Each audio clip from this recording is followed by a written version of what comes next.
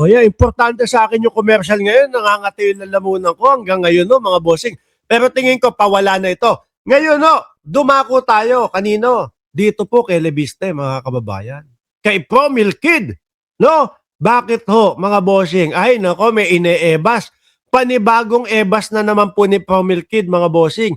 Meron daw pong mga keyboard warriors, no? Meron daw pong mga keyboard warriors ang kongreso o ang mga kongresista na tumatanggap daw po ng bayad, mga boss. Ibig sabihin kayo, mga keyboard warrior kayo, ganon.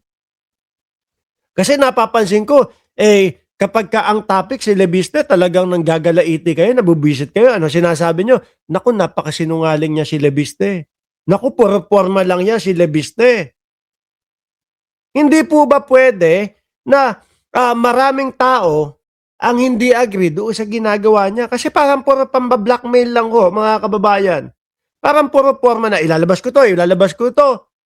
Ganito ang gagawin ko kapag ka hindi ano. Parang puro ganun lang ho. Di ba? Kasi naman mga bossing, totoo naman po yung sinasabi ni Sir Chris Angel na parang 2.0 lang to ni Meow Meow.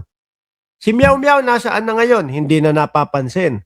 Si Meow Meow nasaan na po ngayon? Ultimo po DDS, wala nang pumapansin sa kanya. 'Di ba? Dapat ang gawin ni Meow Meow tulungan itong si Congressman Lebiste doon sa mga sinasabi nito upang sa ganon hindi nahihirapan. Hirap na hirap po mga bossing Unang-una si Redon, sinoplak na ito. 'Di ba? Sabi ni Diril, parang bata asta ni Lebiste, which is bata naman po talaga. Mga kababayan. Di ba? Una, si Redon, sinoplak to. Ang pakalat nitong si Lebiste, si Congressman, Redon daw po, may insertion. Mismong binanggit po yan ni Lebiste, yung kanyang pangalan at yung kanyang apelido. Di ba, mga boss? Ako narinig ko po yun Hindi ko nga narinig yung una, yung yung Bicol Saro party list. Hindi ko narinig yun.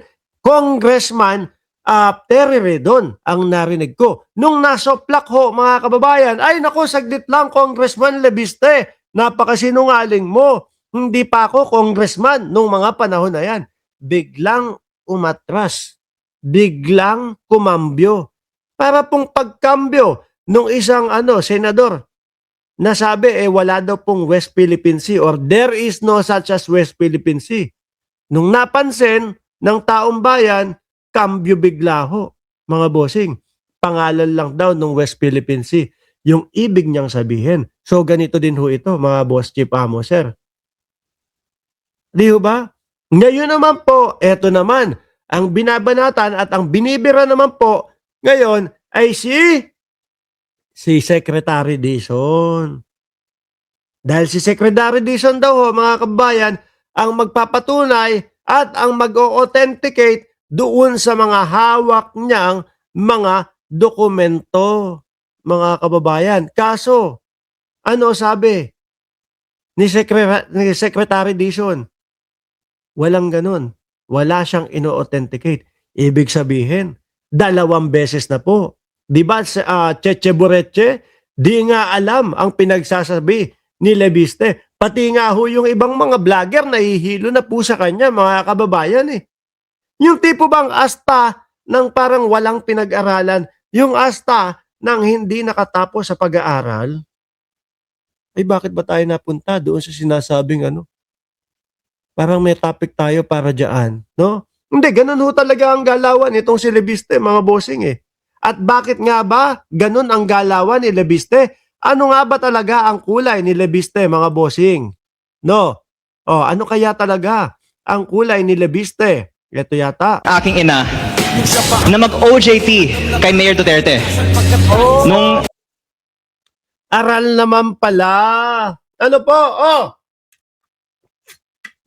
Aral naman pala kay Mayor Duterte.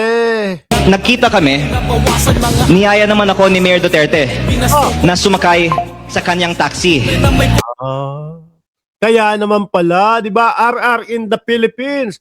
Kaya ngayon ho, mga bossing, dahil merong mga tao na hindi uma-agree doon sa kanyang mga sinasabi, eh nagpapakalat po ng bagong issue. Na kesyo daw po yung mga kongresista. Meron daw pong mga um inuubo talaga ako. Meron daw pong mga tumatanggap ng nakasupot o naka-backpack na payout daw po, na cash payout daw po. Biruin mo, naka-backpack pa, nakasupot pa. Ano yan? Gaano kadami ba yan? Yun ang tanong doon. Pero kung pa-comment-comment lang, hindi naman siguro aabutin ng 10 milyon kung totoo yung sinasabi mo para magbayad ng nakasupot o naka-backpack. Kapag ka nakasupot to, ako mga kababayan naranasan ko na po diyan sa Pilipinas yung magsupot ng pera eh. Kasi ang dala ko 1.5 million. Kasya po doon sa isang supot, mga bossing. Para saan yung supot? Di ba? Para saan yung backpack? Di ba? Parang ang gusto niya lang sabihin dyan, madami o malaki yung ibinabayad. Parang hindi ho ka panipaniwala, mga boss. Di ba? May intindihan ko pa kung siguro mga sikat na mga vlogger. Baka sakali pa ho, mga bossing. Pero ako, wala akong natatanggap eh. Pero bakit ko po laging ikino-content ang mga congressman? Kasi po, mga kababayan, doon mas napipiga nila talaga yung mga tao. Mas totoo at mas balanse ho, mga bossing. Kaya nga, di ba, tayong lahat gustong-gusto natin yung mga quadcom. Dahil doon walang sala. Dahil doon talagang lahat inilalabas nila. Hindi nila pinipili yung iimbestigahan. Lahat iniimbestigahan, mga bossing. Hindi ba pwedeng etong mga tao na mga nagkukomento na laban sa kanya ayaw talaga sa kanya dahil hindi okay yung mga pinagsasasabi niya? Sabi ni Chris Angel, itakin naman niya si Kong. Oh, di ba? Bakit kaya ganitong si Lebiste? Ngayon mga kababayan, ang nakikita ko dito kay Lebiste, may gustong takbuhin sa susunod na eleksyon. No? Siguro gustong maging senador. Pero parang napakaaga po yata. Kung senador ang gusto niyan tahakin, mga bossing. Di ba?